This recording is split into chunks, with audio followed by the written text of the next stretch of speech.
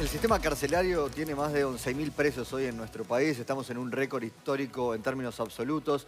Estamos, si contabilizamos la cantidad de presos cada 100.000 habitantes, también en un récord histórico a nivel país, pero también en una situación regional donde Uruguay encabeza los niveles de encarcelamiento, sin que esto, en principio, haya generado un impacto en cuanto a, por lo menos, la sensación de seguridad en la opinión pública, que sigue muy preocupada por el tema. Y estamos recibiendo a quien es comisionado parlamentario para el sistema carcelario, Juan Miguel Petit. Bueno, ya lo saludábamos. Buen día, Juan Miguel. Buen día, nuevamente, con mucho gusto. Por ahí, a veces no se tiene en cuenta este último aspecto que yo señalaba, ¿no? De la importancia que tienen las cárceles para la seguridad en general. Pero quiero empezar por lo de las últimas horas, Juan Miguel. ¿Qué información tenés sobre la muerte de un recluso de 21 años ayer en el Concar? Sí, yo creo que están vinculadas un poco a las dos cosas, ¿no? Esta situación puntual, triste, de ayer de nuevo, repetida, previsible, anunciada. Con estos son 9 homicidios, después hay 8 suicidios y otras 10 muertes más por enfermedad. Exacto. Y la situación general que tú decías, ¿no? Por un lado, yo creo que hay algo nos está pasando, nos pasa como sociedad. Estamos entre los 30 países del mundo que tienen más presos en 220, estamos entre los 30 primeros lugares y a un ritmo donde, si seguimos así, en 2024 vamos a tener en porcentaje la misma cantidad de presos que Estados Unidos, que es el primer país en el mundo. Y bueno, antes de la administración de Trump... Igual con una gran diferencia en las condiciones de las cárceles, ¿no? Bueno, en Estados Unidos hay de todo, ¿no? Ya es más complicado entrar a hilar fino en eso. Pero tenemos ahí un tema cultural, que es que estamos resolviendo una cantidad de conflictos con cárcel. Y uno cuando recorre las cárceles se encuentra una cantidad de gente que no debía estar presa. La cantidad de presos entonces no coincide con la efectividad, digamos, de lo que significa el accionar policial y de la justicia. Seguramente... Porque muchas veces te dicen eso también. Claro. Probablemente sí. O sea, seguramente sí, porque hay una detección de una situación de violencia que puede ser de muy distinto tipo. De alguien que se roba. La semana pasada estuve en la cárcel de Maldonado con una persona que estaba presa porque había robado una bolsa con 30 limones. Porque ibas a ese lugar, ibas a hablar de que hay muchos presos que no deberían estar presos. O sea, hay de todo en las cárceles. Hay delitos muy graves, hay personas que cometen delitos muy graves, por supuesto, o delitos organizados. Hay también delitos muy leves. O sea, que se detecta la violencia y se aplica la cárcel como una medida demasiado habitual. Es como si tuvieras un hospital donde solamente hay un CTI. Te duele el estómago, al CTI. Me siento medio mareado, al CTI. Entonces la cárcel es una medida extrema y mucho más cuando la cárcel es una medida que no está acompañada en todos los lugares, en algunos lugares sí, pero en buena parte del sistema todavía no, de medidas socioeducativas. Entonces uno lo que encuentra es una enorme cantidad, yo te diría miles de jóvenes entre 18 y 20 y pocos años que no deberían estar presos, en el sentido de presos encerrados en una celda. Claro, ¿cómo sale ese de Maldonado que robó 30 limones? ¿Cómo sale cuando cumple la pena? Exactamente. La sociedad está aplicando una pseudomedicina y en realidad está agravando un problema. Está agravando un problema y se está tirando un tiro en los pies, porque está condenando a una persona a que va a ser un problema mucho mayor en el futuro. Entonces ahí hay que pensar que esta magnitud gigantesca del sistema penitenciario uruguayo que explotó en un país donde sabemos todo que Uruguay demográficamente es estable, ¿no? No tenemos ni grandes oleadas de inmigración, ahora hay un poco más personas que han venido, pero la tasa de natalidad, mortalidad, es un país muy estable, la cantidad de población de nuestras ciudades, no hay ciudades que estén creciendo a un 10% anual como... O sea que el número neto de los 11.000 presos o haber superado esa cifra realmente habla de una explosión demográfica. Exacto. De esa. Es una explosión demográfica que además no tiene como contrapartida un acompañamiento de recursos, etc. Ahora, estamos en un momento en donde el tema está muy presente, donde hay una reforma penitenciaria que está en un momento decisivo. O se consolida y construye sobre las bases que se establecieron a partir de 2010, más o menos, tomando cosas que venían del pasado, pero muchas cosas que venían de antes, la ley de trabajo y estudio, experiencias en rehabilitación en el Centro de San Rehabilitación, inclusive hasta el propio CONCAR cuando se crea en el año 85, la Comisión Tomasino, en fin, una cantidad de cosas que venían del pasado, pero desde 2010 se empieza a instalar una reforma penitenciaria y se sientan las bases. Las bases de un edificio no son el edificio, falta todo el edificio. Estamos en un momento crítico, un momento de decisiones donde todavía hay una enormidad de problemas muy grandes ha habido avances, hay elementos positivos, hay mucha gente haciendo cosas y cosas buenas, pero tenemos un enorme problema todavía pendiente con una gravedad y con una capacidad explosiva, una capacidad de daño y de generar violencia que es absolutamente gigantesca, porque... Con lugares, además, Juan Miguel, que vos has calificado de agujeros negros dentro del sistema. Así como decís, hay alguna excepción, hay lugares donde la cosa es terrible al punto de, claro, denuncia de violaciones de derechos humanos permanentes, la bueno, última de hecho, denuncia el módulo 11 donde, por desnutrición, ahora ¿no? otra muerte. ¿Cuál es el panorama ahí?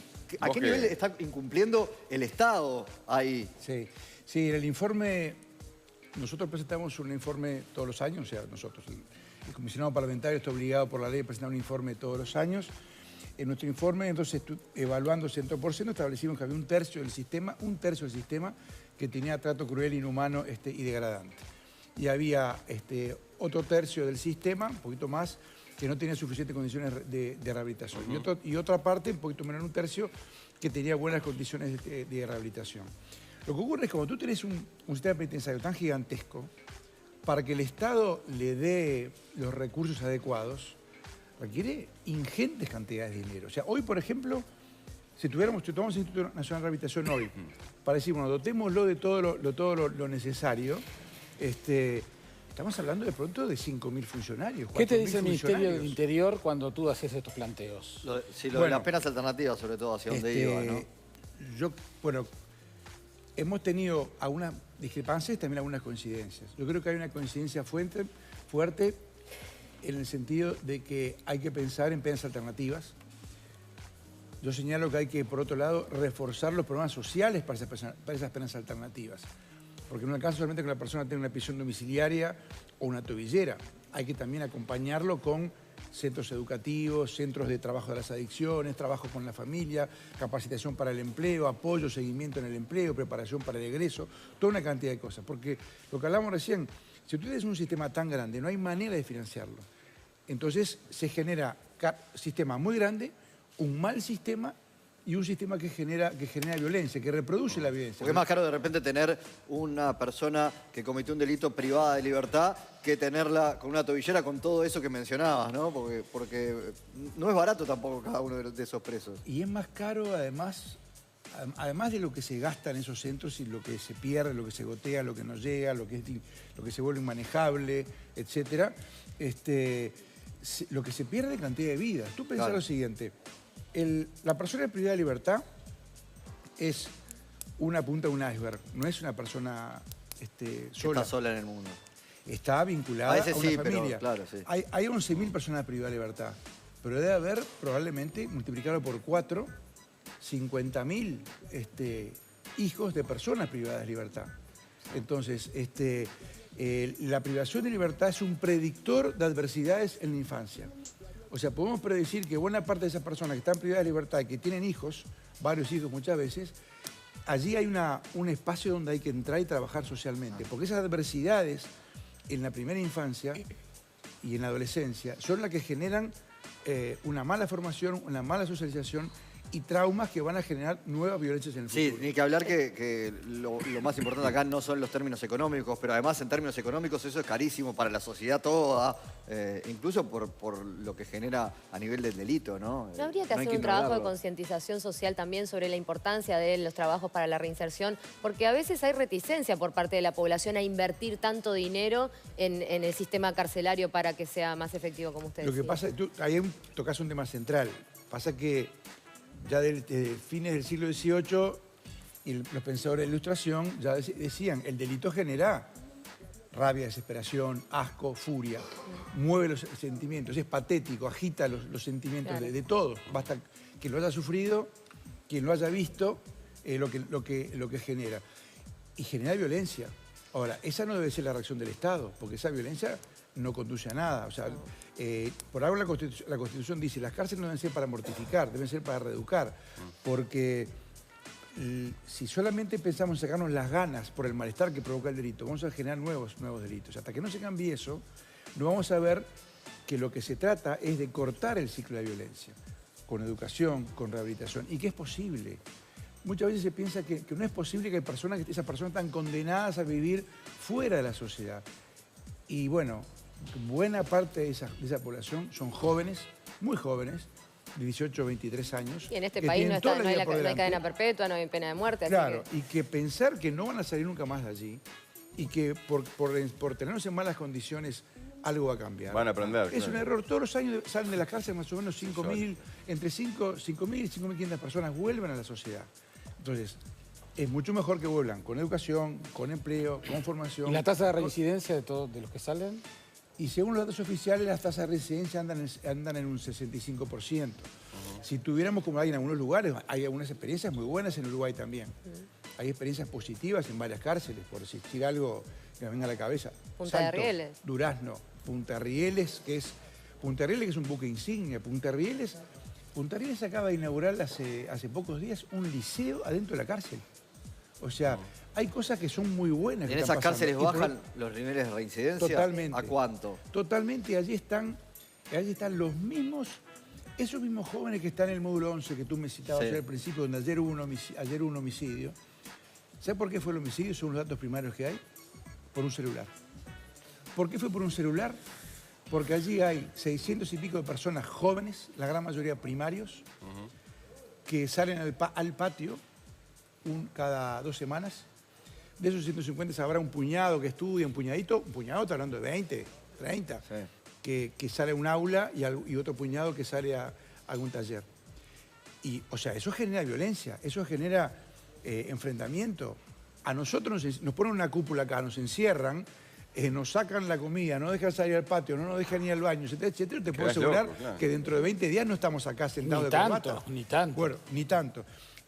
Al lado del módulo 11 hay un módulo casi gemelo, que es el módulo 10, que estaba en las mismas condiciones. Hace 2 semanas se empezó una intervención para cambiar esa situación. Brigadas de internos del polo industrial, con algunos funcionarios, fueron para allí y están limpiando, enjardinando, pintando, arreglando los techos, pusieron la cocina, mejoraron la comida y bueno, están cambiando la cara de ese lugar. De ese lugar que no quiero calificar, pero que es muy malo para resumirlo. Bueno, ahí están las dos caras y ahí está como si se quiere la transición en cuál cara de la moneda va a lograr triunfar. Es tremendo con lo lineal que afecta a algo tan sencillo, ¿no? Exacto. ¿No? O sea, como algo muy poco hace mucho, ¿no? Bueno, eso es una conclusión que he sacado en los últimos meses. Con muy poco o con poco se logra muchísimo. Porque también está esa idea de que con las cárceles no se puede hacer nada, que es una realidad muy difícil. Pero las cárceles no son las cárceles es lo de afuera. Hablar de las cárceles es hablar de educación, de adicciones, de familia, de trabajo, de juventud, de adolescencia, de los problemas sociales básicos que existen afuera también en la sociedad. Son los mismos, son exactamente los mismos. Lo único que allí están todos concentrados, multiplicados por 1000. Y una sociedad que sea capaz de resolver esos problemas afuera, debería hacerlo adentro y viceversa. Hay adentro mucho para ver de cómo se puede trabajar en aquellos lugares donde hay problemas más severos en la sociedad. Sí, Juan Miguel, uno de los puntos que siempre se habla también es el tema de las drogas y la adicción en los presos, ¿no? En ese aspecto, ¿cómo se trabaja ese tema en las cárceles? ¿Hay algún plan de algo? Bueno, de nuevo, nuestro sistema es, como te voy a decir, como si trajéramos, no sé, un cirujano noruego a visitar los hospitales y dijera, bueno, ¿usted qué anestesia usa? No, acá anestesia no usamos. A veces conseguimos. O el quirófano, bueno, no, usamos acá, no hay quirófano. Ah, bueno. Entonces estamos construyendo, en fin. En muchos aspectos estamos en otro siglo. En la cárcel estamos en otro siglo. O sea, cuando hay gente que se anota para estudiar y el Estado no le da cupo para estudiar. Y a veces en esa especie de imaginario cultural que hay de que los presos no quieren trabajar, delinquen porque quieren, delinquen porque no quieren trabajar, etcétera, etcétera, también se agrega, bueno, es imposible hacer nada con ellos, son muy perezosos, etcétera. El que es perezoso, el que no trabaja bien, es muchas veces el Estado. El Estado que tiene una cantidad de políticas sociales y cuando llega a la cárcel parece que fuera como esas autopistas que se abren y siguen de largo. Con tal de salir de la celda muchas veces se anotan en los talleres que se les ofrecen, o sea, solo por el hecho de poder esparcirse un poco, salir de allí, hay una motivación. Claro, dicho esto, también es importante no caer en la negrura y en decir está todo mal, no está haciendo nada. No, no es así. Hay mucha gente que todos los días va a dar clase, a trabajar con los internos, a construir, a atender. Tú me decías lo de salud. Una de las novedades importantes del 2009 precisamente, luego se avanzó en el 2010, es la presencia de los servicios de salud del Estado, ACE. Está en el 60% del sistema, debería estar en todo. Claro. Pero bueno, está en el 60% del sistema, el resto lo cubre sanidad policial. Allí hay unos grupos de salud mental, hay algunos intentos, pero todavía estamos muy lejos de tener una cobertura en adicciones. Por ejemplo, el trabajo con la familia es fundamental, el trabajo con los allegados, con los hijos. Hay cárceles que tienen, por ejemplo, en Maldonado estuve la otra semana, 850 internos y no tienen asistente social. Para todo el CONCAR, para 3.800 personas privadas de libertad, no hay un programa social. Hay un grupo de salud mental que trabaja muy meritoriamente, trabaja muy bien, pero es absolutamente escaso, mínimo lo que se puede hacer con la poca dotación de gente que tiene. Entonces, sí, hay una enormidad de trabajo social para ser intensivo.